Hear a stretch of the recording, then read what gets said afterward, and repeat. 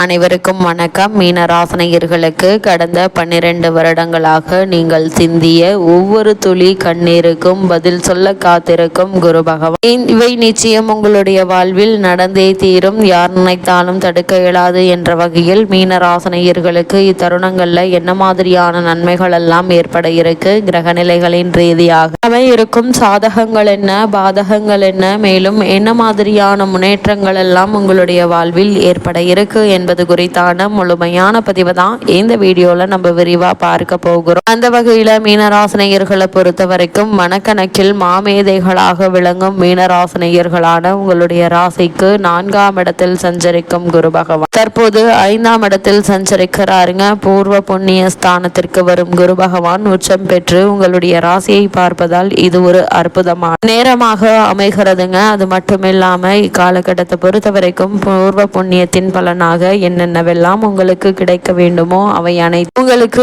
இப்போது கிடைக்க இருக்குதுங்க. அப்படி கிடைப்பதால் எதிர்பாராத பல முன்னேற்றங்களை இப்போது நீங்கள் தாராளமாக எதிர்பார்க்கலாம். பூர்வீக சொத்து சம்பந்தமான வழக்குகள் இருந்துச்சு அப்படின்னா அந்த வழக்குகள்ல சாதகமான தீர்ப்பு உங்களுக்கு கிடைக்க இருக்கு. உத்தியோக காரணமாகவோ அல்லது மற்ற காரணங்களுக்காகவோ குடும்பத்தை விட்டு பிரிந்திருந்தவர்களும் கூட ஒன்று சேரக்கூடிய ஒரு தருணமாக தான் இக்காலகட்டம் என்பது அமையிருக்கு என்பதை கிரகங்களுடைய சஞ்சார நிலைகள் தெளிவாகவும் உறுதியாகவும் எடுத்து காட்டுதுங்க. மீனராசினியர்களை பொறுத்த வரைக்கும் உங்களுடைய ராசிக்கு அதிபதியாகவும் 10ஆம் இடத்திற்கு அதிபதியாகவும் விளங்கும் குரு பகவான் 5ஆம் இடத்திற்கு வருவதும் உச்சம் பெற்று உங்களுடைய ராசியை பார்க்க போகிறாருங்க. பூர்வ புண்ணிய ஸ்தானத்தில் குரு வருவதால் வாழ்க்கை தேவைகள் அனைத்தும் பூர்த்தியாகுங்க. வளர்ச்சி கூட இருக்கு, குடும்பத்தில் மகிழ்ச்சி நிலவ இருக்கு, வீடு வாங்குவது அல்லது வீடு கட்டுவது போன்றவற்றில் கவனம் செலுத்துவீங்க. பிள்ளைகளின் முன்னேற்றம் கருதி எடுத்த முயற்சிகள்ல வெற்றி கிடைக்க இருக்கு. பொருளாதார நிறைவு ஏற்படக்கூடிய ஒரு தருணமாக தான் இக்காலகட்டம் அமையிருக்கு என்பதை கிரகநிலைகள் மீண்டும் மீண்டும் தெளிவுபடுத்துது. அது மட்டும் இல்லாம மீனராசி நேயர்களை பொறுத்த வரைக்கும் சுபகிரகமான குரு பகவான் உங்களுடைய ராசிநாதன் ஆவார். அவர் இந்த குரு பெயர்ச்சிக்கு பின் உங்களுடைய ராசியை பார்ப்பதோடு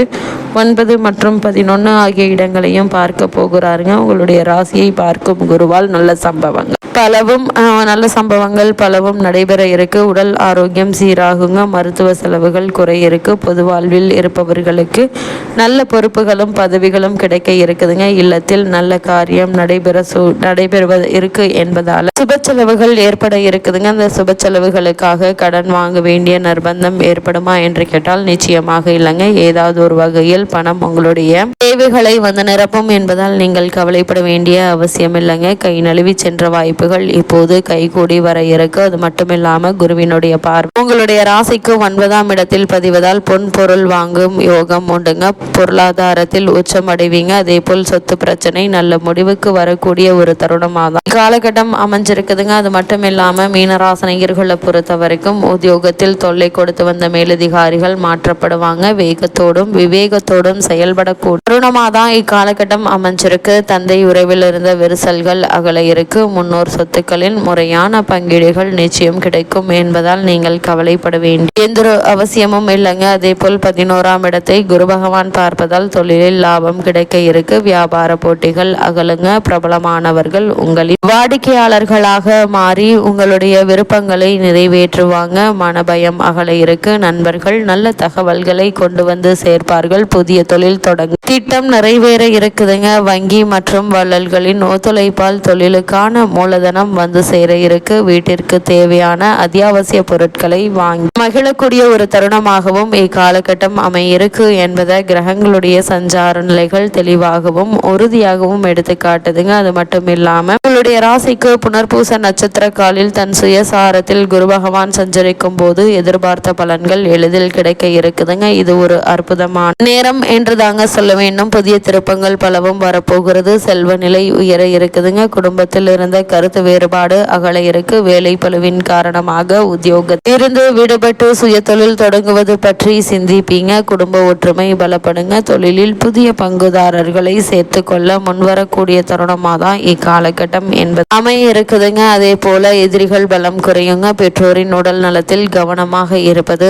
அவசியம். அது மட்டும் இல்லாம பூச நட்சத்திர காலில் சனி சாரத்தில் குரு பகவான் சஞ்சரிக்கும் போது லாபம் சிறப்பாக இருந்தாலும் விரயம் கொடுங்க. வீடு மாற்றம் இடமாற்றம் வருவதற்கான வாய்ப்புகள் அதிகம் உண்டு. வரும் மாற்றங்கள் நல்ல மாற்றங்களாக அமையுங்க. வீட்டிற்கு தேவையான பொருட்களை வாங்கி மகிழ இருக்கீங்க. அடகு வைத்த நகைகளை மீட்கும் வாய்ப்பு நிச்சயம் உண்டு. தொழிலை இடமாற்றம் செய்ய நினைப்பவர்களுக்கு நல்ல தகவல் நிச்சயம் கிடைக்குங்க. பணிபுரியும் இடத்தில் மேலதிகாரிகள் சில நுணுக்கங்களை கற்றுக் கொடுப்பாங்க. புதிய வேலைக்கு முயற்சித்தவர்களுக்கு அவை இப்போது கைகூட இருக்கு. வாங்கி சொத்தை விற்றுவிட்டோம் என்று கவலைப்பட்டவர்களுக்கு மீண்டும் சொத்துக்கள் வாங்கும் யோகம் உண்டுங்க. அதனால் அதற்கான முயற்சிகளை தாராளமாக மேற்கொள்ளலாம். ஆவணங்களை ஒரு முறைக்கு இருமுறை சரிபார்த்து அதற்கு பிறகு கையெழுத்திடுவது நல்லது என்பதை கிரகநிலைகள் மீண்டும் மீண்டும் தெளிவுபடுத்துது. அதே போல் ஆயில்ய நட்சத்திரக்காலில் புதன் சாரத்தில் குரு பகவான் சஞ்சரிக்கும் போது குடும்பத்தில் மங்கள ஓசை கேட்க வழிபிறக்க இருக்கு. வாடகை கட்டிடத்தில் நடைபெற்ற தொழிலை சொந்த கட்டிடத்திற்கு மாற்றும் முயற்சி கைகூட இருக்குதுங்க. ஒரு சிலருக்கு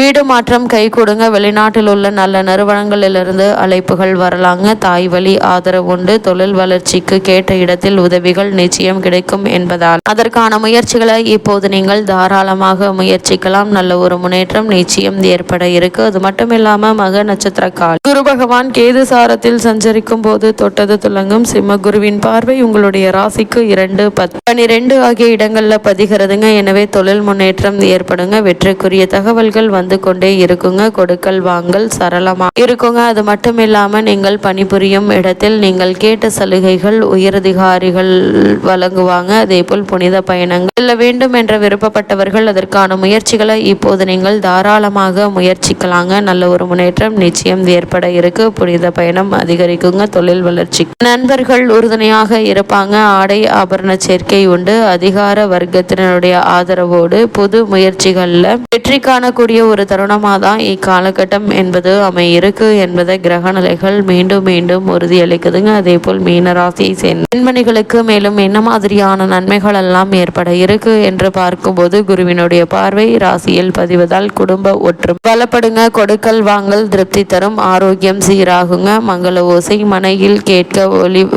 வழிபிறக்க இருக்கு. தங்கு தடைகள் தானாக விலக இருக்குதுங்க. கணவன் மனைவிக்குள் ஒற்றுமை பலப்பட இருக்கு. பிள்ளைகள் உங்களுடைய குணம் அறிந்து நடந்து கொள்வாங்க. பிரச்சனைகள் ஒவ்வொன்றாக நல்ல முடிவுக்கு வருங்க. தாய் வழி ஆதரவு உண்டு. உடன்பிறப்புகள் உறுதுணையாக இருப்பாங்க. வருமானம் திருப்தி தருங்க. பணிபுரியும் பெண்மணிகளுக்கு நீங்கள் எதிர்பார்த்த துறை மாற்றம் கிடைப்பதற்கான சாத்தியக்கூறுகள் அதிகம் உண்டு என்பதை கிரகநிலைகள் மீண்டும் மீண்டும் உறுதியளிக்குது. இக்காலகட்டத்தை பொறுத்த வரைக்கும் எடுத்தோம் கௌத்தோம் என தடாலடியாக எந்த ஒரு காரியத்தையும் மேற்கொள்ளாமல் பொறுமையாக நிதானமாக முயற்சிகளை மேற்கொள்வது மிக மிக நல்லது என்பதை கிரகநிலைகள் மீண்டும் மீண்டும் தெளிவுபடுத்துதுங்க. இத்தருணங்கள்ல கிரகநிலைகளின் ரீதியாக கூறப்பட்ட பரிகாரம் என்ன என்று பார்க்கும்போது வியாழக்கிழமை தோறும் குரு கவசம் பாடி குரு பகவானை வழிபடுவது நல்லது. யோக பலம் பெற்ற நாளில் காரைக்குடி அருகிலுள்ள ஐநூற்றீஸ்வரர் பெரியநாயகி அம்மன் கோவில் சென்று வழிபட்டு வாருங்கள். எண்ணற்ற நன்மைகள் நிச்சயம் உங்களுடைய வாழ்வில் ஏற்படும்.